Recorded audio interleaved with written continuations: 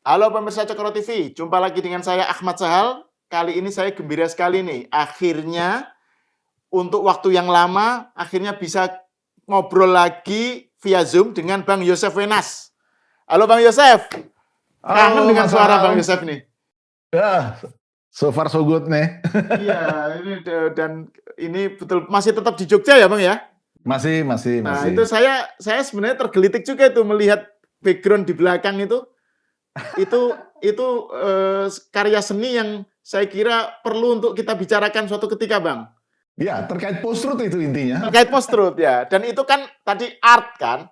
Ya, Nah, tapi kali ini saya sebenarnya mau bicarakan art juga, tetapi bukan yang itu. Ini ART antara pemerintah Indonesia dengan ya, Amerika Serikat yang ya.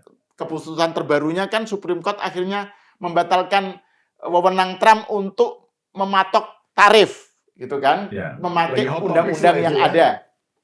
Nah, narasi yang berkembang di Indonesia ini, misalnya yang rame justru misalnya dari Celios, itu justru yang melihat ini sebagai sebuah kolonisasi Amerika terhadap Indonesia. Ada yang pakai istilah delosor. Jadi pemerintah Indonesia ini mendelosorkan diri, menghamba kepada Amerika karena tidak seimbang. Kemudian soal kedaulatan pangan, kedaulatan apa itu terabaikan. Gimana Bang Yosef melihat duduk perkaranya ini, Bang? Iya, sebetulnya kalau kita lihat dari ART itu, khususnya ini kan soal resiprokal, tarif resiprokal ya. Yang 1819 itulah kemenangannya gitu loh. Oke. Yang dapat 0%. Tapi oke, nanti kita bahas itu ya. Saya Ya. mau lebih dulu tolong izinkan untuk menjelaskan perspektifnya dulu nih, karena kalau saya lihat kebanyakan di berbagai podcast maupun POV di berbagai media mainstream itu kan perspektifnya seolah-olah ini hal yang simetris. Jadi simetris artinya ada kesetaraan gitu. ART ini. Yang sebenarnya enggak. Oleh karena itulah kemudian kan kalau kita coba sarikan, maka akan terkesan ada komplain bahwa ini ada soal sovereignty yang terusik, lalu ada soal fair trade yang unfair gitu kan jadinya kan. Nah, mari kita flashback dulu. Jadi kalau kita kembali ke April 2025, kita ingat kan Trump itu di The White House bawa 2 board gitu ya, saking banyaknya listnya itu ada papan negara-negara tuh, boardnya biru tua, lalu ada tabel yang berisi negara-negara nih. Cuma ada 2 kolom. Kolom pertama adalah kolom tarif yang diterapkan negara itu terhadap produk-produk Amerika. Itu yang kolom putih. Lalu yang di kuning sebelahnya itu adalah discounted reciprocal tarifnya gitu yang diterapkan oleh Amerika atas sebagai konsekuensi dari akibat dari tarif di kolom pertama tadi oleh masing-masing negara. Dalam kasus Indonesia itu angkanya 64%, terus yang reciprocal 32%. Nah, mari kita bahas. Apa akibatnya dengan fakta menurut hitungan Amerika? Kita tuh menerapkan 64% terhadap barang-barang Amerika. Amerika kemudian mengalami trade deficit sebesar 19,3 miliar dolar, hampir 20 miliar dolar gitu loh. Jadi ini untuk 2024 saja.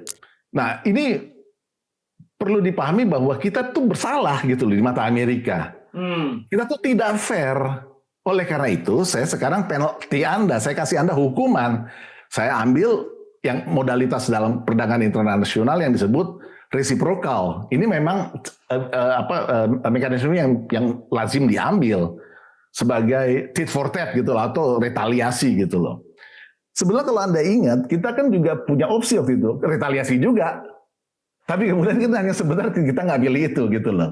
Karena ini pangsa pasar ekonomi 30 triliun dolar. Amerika itu kira-kira 25% GDP dunia gitu loh. Jadi terlalu bodoh kalau kita tantang gitu loh. Jadi itu alasannya kemudian kita nggak retaliasi sebagai opsi. Nah, kita pilih negosiasi. Dan itu juga Amerika udah hitung, oleh karena itu dia kasih nama kolom itu kan discounted reciprocal tariff gitu. Karena apa? Discounted itu negosiasi. Tapi 32% terlalu berat. Itu kan sudah oleh DEN, oleh para ekonom pemerintah. Itu dampaknya terlalu serius. Kalau kita 32% itu artinya bisa ada 4-5 juta buruh pekerja kita di sektor terdampak yang notabene adalah produk-produk unggulan kita. Alas kaki, tekstil, elektronik, karet, kopi, dan seterusnya. Hasil laut. Itu akan terdampak dan ini serius terhadap ekonomi kita dan kita nggak mau ambil itu. Maka kemudian negosiasi. Panjang, Juli kita akhirnya sampai kesepakatan framework di Washington. Desember kita lanjutan dan sepakat untuk yang 99% itu dari seluruh tarif yang kita terapkan ke Amerika kita hapus. Yang sekarang tercermin di 45 halaman ART itu. Nah, dari tahapan ini kita udah bisa lihat bahwa kemudian di Februari kemarin 19 itu kita akhirnya bertandatangani memang posisi kita asimetris, Mas. Kita nih kesakitan, kita nih orang bersalah gitu loh. Di antara negara-negara lain yang sama. Makanya Trump benar-benar di atas angin kan kalau kita ingat. You datang satu-satu sini menghadap. Kira-kira gitulah. You yang perlu sekarang kita nego. Nah, Indonesia kan datang ke sana juga. Ya. Vietnam juga semua, Malaysia datang. Jadi para pesakitan ya, cuma sebagai pemerintah harus menjaga marwah, kan nggak mungkin ngomong seperti kita ngomong ini. Pengertiannya padahal begitu, kan nggak mungkin, kita kan jaga marwah, diplomasi kita kan tetap kita harus menganggapnya itu kesetaraan.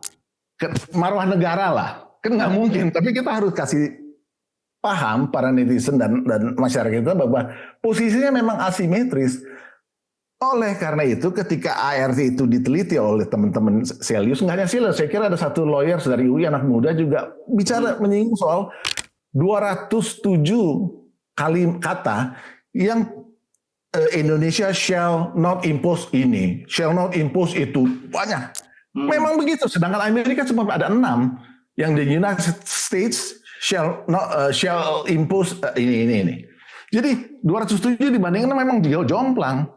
Tapi sekaligus ini mengkonfirmasi dan memberikan pengertian kepada khalayak kita bahwa memang ini tidak boleh dilihat sebagai suatu kesepakatan yang setara. Enggak, ini enggak asimetris memang dari awal karena kita salah, dianggap salah. Itu sebabnya kemudian inti dari ART itu kan satu, penghapusan 99% tarif yang dikenakan atas ekspor AS. Dua, kita berkomitmen memfasilitasi pembelian barang dan jasa Amerika senilai 33 miliar USD sebagai kompensasi. Jadi kita redeem, menebus kesalahan. Itu bahasa gamblangnya.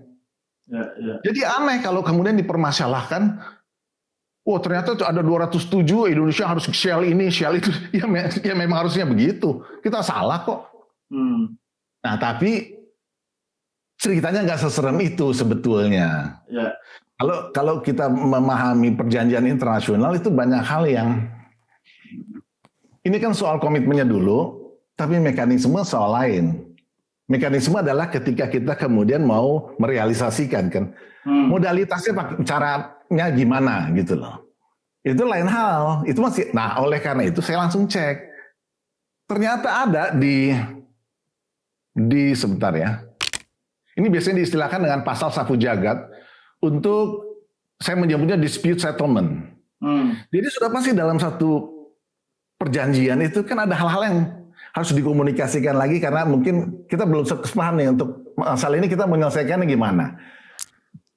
Kita bicara, kalau kita mulai mentok bicara lalu dispute settlement-nya harus ada kan. Ini kan badan baru, tapi dua-duanya anggota WTO sebetulnya. Saya lihat banyak merujuk pada prinsip-prinsip WTO juga.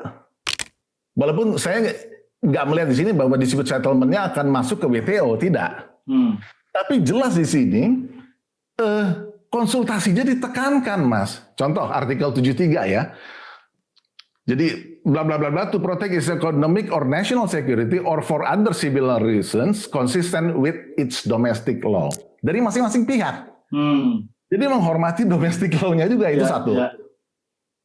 Yang pasal 2-nya juga in accordance with domestic law, a party shall when practicable with a view to finding a mutually satisfactory solution, notify and seek consultations in good faith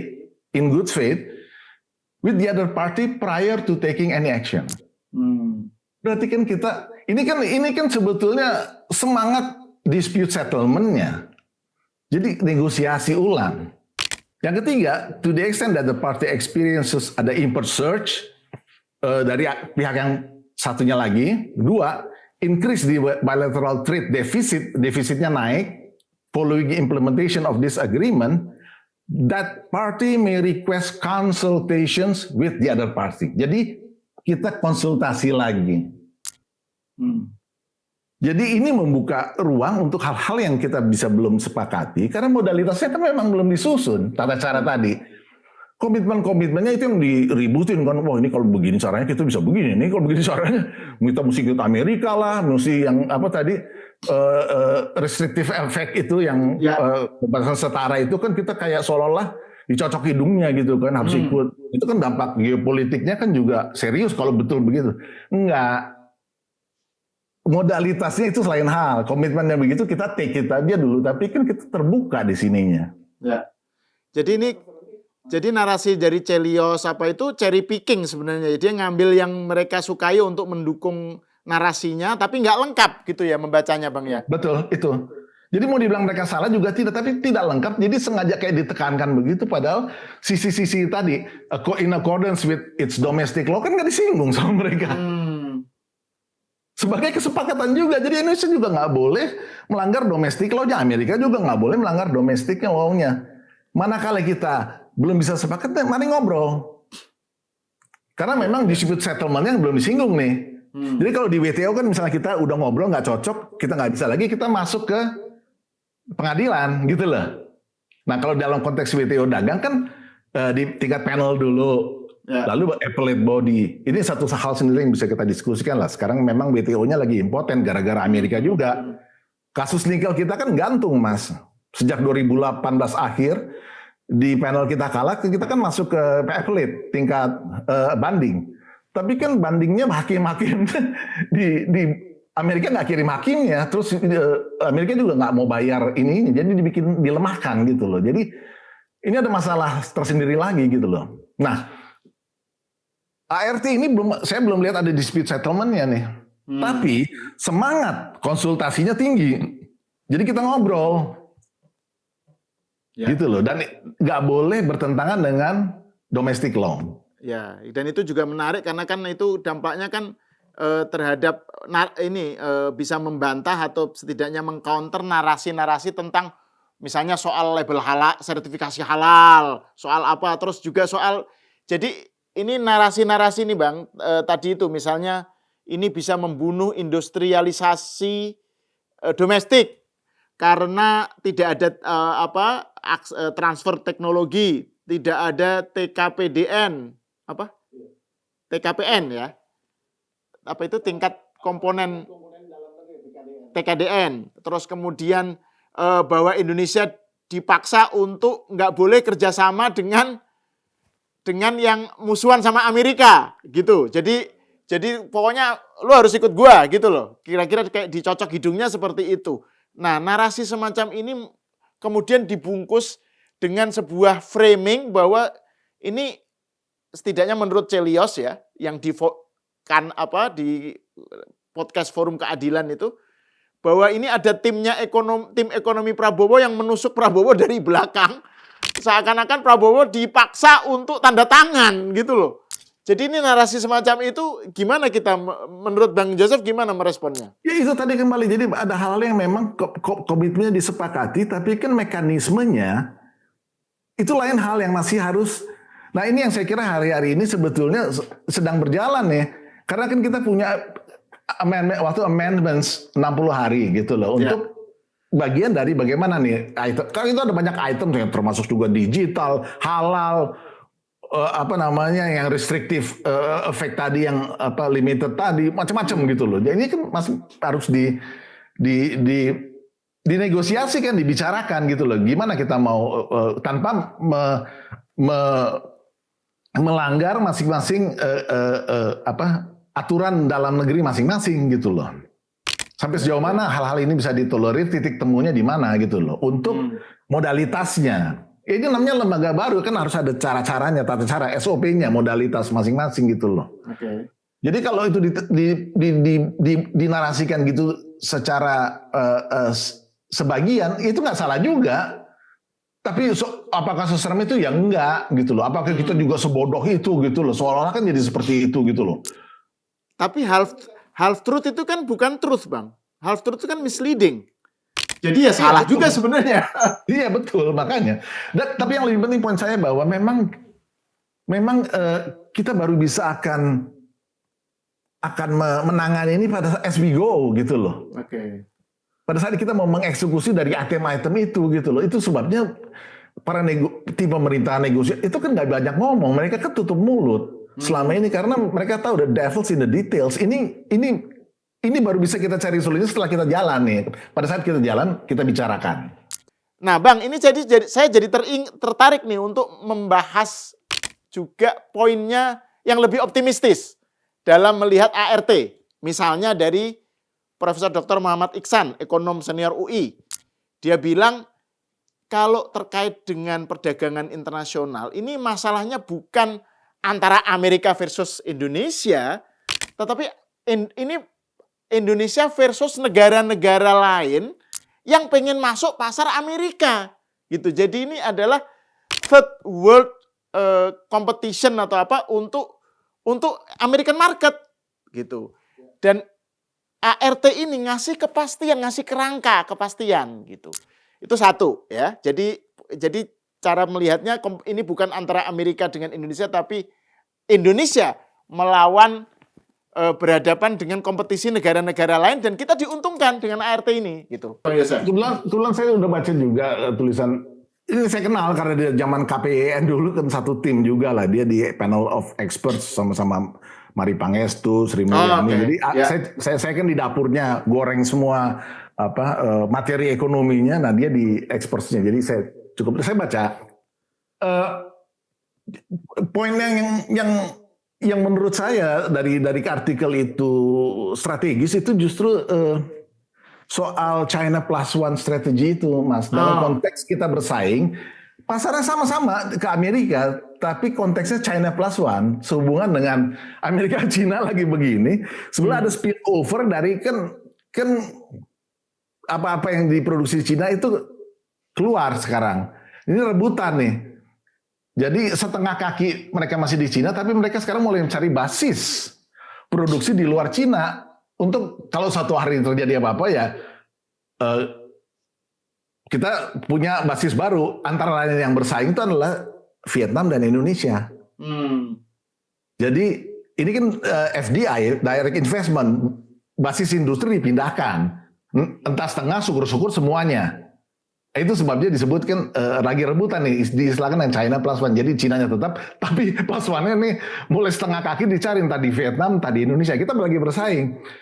Komoditas unggulannya sama-sama nih kalau saya lihat, sama-sama soal alas kaki misalnya, tekstil, karet, furniture, elektronik. Tapi Vietnam sekarang jauh lebih unggul dari soal kemampuan untuk memindahkan basis manufakturnya. Ini sehubungan dengan deregulasi mereka, birokrasi mereka yang lebih siap. Kita masih tertinggal soal ini. Nah, mari kita lihat faktanya sekarang. Misalnya, perusahaan teknologi elektronik yang sudah punya basis di Vietnam, Samsung Electronics. Ini basis produksi terbesar mereka ada di Bac Ninh nih, sama Tai Nguyen di 2 tempat. LG Electronics di Haiphong, Intel di Ho Chi Minh City. Ini perakitan dan testing terbesar di Asia di sini, di Vietnam. Foxconn itu di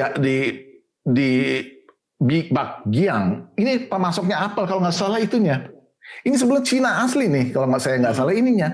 Yang kaca Gorilla glassnya itu mereka teknologi untuk screennya. Pegatron. Otomotif, transportasi Toyota, Honda, Ford. Itu semua udah di Vinpuk, di Haidong. Terus tekstil garment Nike. Itu juga udah relokasi ke sana. Adidas sedang Uniqlo. Nah, dalam hal ini kita kalah nih, Mas. Nah sementara kalau kita punya bendera ini kan sebenarnya secara standar dan efisiensi di depan mata pasar Amerika, ya Vietnam menang dong. Angkanya nggak main-main. Saya cek, memang dari sisi itu Ican benar. Pertumbuhan ekspor mereka Indonesia tuh plus 4,8%, mereka 19,3%, jauh ya. Oke. Nilai ekspor ke AS 2024 Indonesia tuh 28,1 miliar dolar, Vietnam 136,6 miliar, jauh. Nah, dalam arti ini supaya konkretnya maksudnya Profesor Muhammad Iksan itu. Jadi saya hanya mengarahkan konteksnya bahwa sebetulnya kesempatan yang sekarang yang ada yang disebut China Plus One, inilah ajangnya untuk sama-sama mau masuk ke pasar Amerika. Oke, jadi istilah China Plus One itu bisa diuraikan nggak Bang? Di bahasa bayikan. Ya itu tadi saya mau gampang tadi. Jadi gampangnya gini, selama ini kan produksinya di Cina dengan berbagai alasan karena skala ekonominya besar, efisiensi macam-macam. Tapi ada Amerika dan Cina sekarang kan saling nggak boleh masuk, ini saling inilah tekanan geopolitik. Nah sebagian produksi ini keluar nih setengah-setengah, makanya disebut plus one. Jadi setengah kaki mereka taruh di negara ketiga. Yang bersaing antara lain tentu saja Vietnam dan Indonesia. Indonesia kan lagi butuh banget investment karena 8%-nya Pak Prabowo tanpa investment omong kosong. FDI. Jadi kita lagi ngebet banget, makanya penataan birokrasi, deregulasi itu kan sejak Pak Jokowi terus, tapi ya memang ini efforts yang nggak mudah Mas gitu loh. Nah nampaknya yang barusan saya jelaskan Vietnam udah jauh lebih unggul nih. Kalau lihat begitu banyaknya perusahaan sudah pindah basis, itu artinya iklim investasi mereka memang jauh lebih bagus dari kita. Suka atau tidak kita harus akui. Ya, mereka udah buka di sini kan belum, malah beberapa kalau nggak salah dalam tahun terakhir kan pindah juga ke sana. Terakhir apa tuh yang di Cikarang apa itu yang LG ya kalau nggak salah apa itu mereka ketutup. Nah, itu LG-nya pindah ke Vietnam. Nah itu China Plus One itu maksudnya. Jadi intinya kita mendapat foreign direct investment menjadi basis produksi. Nah ini penting, tenaga kerjanya dapat, teknologinya dapat gitu loh. Iya. Nah terus soal poinnya Muhammad Iksan terkait itu Bang, bahwa tarif itu yang menanggung itu konsumen di negara. Jadi kalau 19% atau 15% itu yang menanggung tuh konsumen Amerika gitu. Nah sementara di sisi lain kita dapat 0% untuk sejumlah barang-barang yang ya misalnya kedelai, gandum, terus apalagi energi ya, yang itu sangat dibutuhkan oleh konsumen kita dan memang kita nggak bisa memproduksi dalam skala yang dibutuhkan, itu 0%, artinya konsumen kita nggak dibebani gitu. Jadi itu kalau pandangan bagaimana Bang menanggapi soal poinnya Icang itu, soal itu? Ya itu kan gini, kalau ini kan 19 dan 0% itu untuk tarif yang diterapkan Amerika atas barang kita, berarti masuk ke Amerika, pasar Amerika gitu loh. Yang bayar konsumen Amerika. Nah sekarang konteksnya adalah tadi kan kita lihat barang-barang yang bersaing kita tadi kan footwear misalnya kita ambil tadi, apalagi furniture gitu. Vietnam juga sama. Kita dapat 0%. Nah kita harus lihat Vietnam dapat berapa gitu loh. Nah pada tingkat efisiensi berapa juga, ini kan mesti kita lihat juga. Jadi sebelum Ican tuh lebih tajam melihatnya ke sana. Jadi jangan kita berpuas diri dengan angka absolutnya. Tapi kalau kita dapat 0%, Vietnam dapat berapa? Karena sama-sama rebutan Amerika kan. Iya. Kan sama-sama rebutan konsumen Amerika. Kita akan bisa jual berapa gitu barang kita, Vietnam jual berapa. Gitu loh. Ya. Nah, yang bayar terus memang konsumen Amerika, rakyat Amerika. Ya. Nah, terus ini mungkin bagian akhir Bang. Nah, ini kan kita tahu ART sekarang ini kan situasinya kan setelah ditandatangani, kemudian kan ada Supreme Court itu, keputusan Supreme Court yang menegaskan bahwa Trump tidak punya kewenangan untuk kebijakan terkait tarif atas basis undang-undang kedaruratan atau emergency gitulah. Jadi ini seakan-akan ini kemudian ART ini kan jadinya kolaps gitu, atau setidaknya in limbo, nggak ketahuan ini jadi gimana gitu. Nah, terus ini implikasinya gimana, Bang? Karena kan kalau menurut pemerintah kan yang ini juga di-highlight oleh Rizal Malarangeng ya, pemerintah siap dengan segala kemungkinan gitu, termasuk nanti antisipasinya karena masih ada waktu 60 atau 90 hari untuk membicarakan soal ini. Yang penting 0%-nya itu jangan sampai lepas gitu. Jadi itu yang ditekankan. Nah, kalau menurut Bang Yosef gimana itu? Sepakat. Gini, karena kalau kata kalian kan jadi kayak semacam most favored MFN kan, pengertian. Jadi seolah-olah hilang yang 0% gitu. Itu satu tafsiran. Nah, karena begini, sampai 2 hari lalu dan tadi kan saya singgung, memang pemerintah dan tim negosiasi itu nggak bisa banyak ngomong dulu untuk sesuatu yang masih berjalan gitu loh. Okay. Nah, yang lebih ribut memang tuh yang ini kan lebih merasa tahu banyak lalu memberikan komentar kayak gini. Sebenarnya kita harus mendengarkan narasumbernya itu yang dari sisi pemerintah. Sampai 2 hari lalu, yang terakhir saya dengar dari komandan tertinggi kita dalam urusan ini kan leading sektornya ada di Menko Ekonomi kan, Erlangga juga masih bilang bahwa ya kita lihatlah, ya ini masih harus kita bicarakan lagi gitu loh. Betul bahwa Erlangga juga menekankan kita usahakan yang 0% itu nggak hilang gitu loh. Jadi artinya kan 19% itu kan retaliasi resiprokal itu yang di overruled kan sebetulnya sehingga masuk ke most favored aja soalnya semacam MFN aja tarif dasar 15% itu tapi kan flat across the board jadi beda sedangkan yang 19% itu plus yang 0% itu kan dalam konteks resiprokal resiprokal ini yang oleh Supreme Court SCOTUS ya SCOTUS itu yang dihapuskan, dihilangkan gitu, malah disuruh bayar kompensasinya lagi kan, pusing nih si Trump. Jadi memang dari sisi kalau kita berpatokan pada Erlangga Hartarto sebagai narasumbernya ya seperti itu, dan itu yang paling valid menurut saya. Maripanis itu oke karena Dan gitu lah. Kita harus dengar narasumbernya siapa nih, jangan yang asal-asal di belantara sosmed itu orang ngomong kita dengerin gitu loh. Harus yang kredibel, yang terpercaya gitu loh. Nah mereka aja masih berhati-hati menanggapinya. Celi termasuk berhati-hati menurut saya walaupun dia berusaha, tapi ya kita memang belum tahu. Ini kan dadakan sekali baru tanda tangan toh malamnya SCOTUS ngomong gitu, besoknya tim udah siap-siap pulang, berubah lagi kan dari pasal di undang-undang emergency economy pindah ke undang-undang 74 perdagangan pakai seksi 122. Tapi kita bukan berarti nggak antisipasi, beberapa dari kita udah tahu kalau 122 ini 150 hari dengan 15% itu kan 5 bulan kan. Setelah itu kan Kongres bisa ambil alih lagi, entah terserah Kongres gitu loh. Sampai itu kan itu dihilangkan lagi. Tapi kan yang 310, 351 apa berapa ya yang bisa sampai 50%. Tapi ini kan nggak bagus ya sebetulnya. Jadi main 5 bulan, 15% nanti. Itu belum. Tapi seperti kita kan mengantisipasi juga. Nanti ada kemungkinan yang pakai 351 lagi, entah sampai up to 50% lagi, berubah lagi gitu loh. Itu memang kondisinya sehingga wajar kalau dari sisi tim pemerintah itu lebih banyak tutup mulut.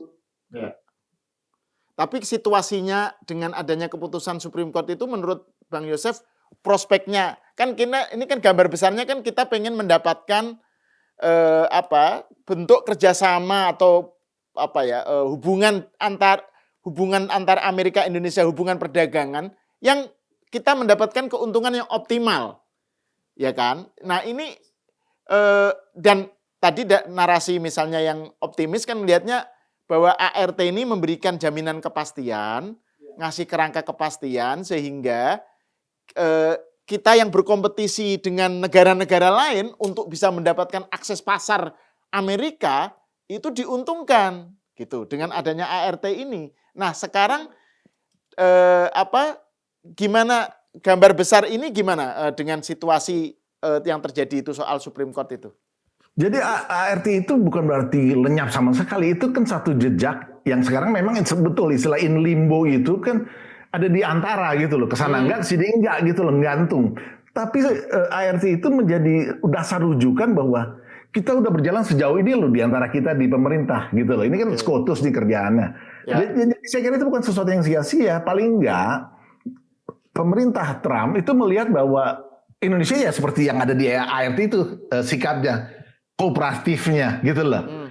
Itu bukan sia-sia menurut saya. Jadi itu akan menjadi dasar gitu loh. Hanya masalahnya sekarang ini gara-gara SCOTUS kan resiprokalnya aja nih. Nah ini yang juga belum tahu apakah hilang semua termasuk yang nolnya, lalu flat jadi MFN gitu seolah-olah 15% aja across the board. Nah kalau ini kan beda lagi cerita gitu loh. Tapi ya kita tunggulah. Kita kan nggak bisa so tahu karena yang paling kompeten untuk bicara aja di Kemenko perekonomian masih pada tutup mulut. Jadi kalau misalnya ada narasi yang bilang bahwa misalnya yang tadi itu yang kembali ke soal Celios ya, bahwa ini adalah Pak Prabowo ditikam oleh tim ekonomi masuknya ke teori konspirasi gitu, itu itu misleading itu malah ya. Terlalu jauh dan ya misleading terlalu jauh karena menafsirkan sebagian aja gitu untuk sesuatu yang nggak begitu gitu loh. Nggak sesederhana itu, Mas. Ya. Oke, ini mungkin bagian akhir, Bang.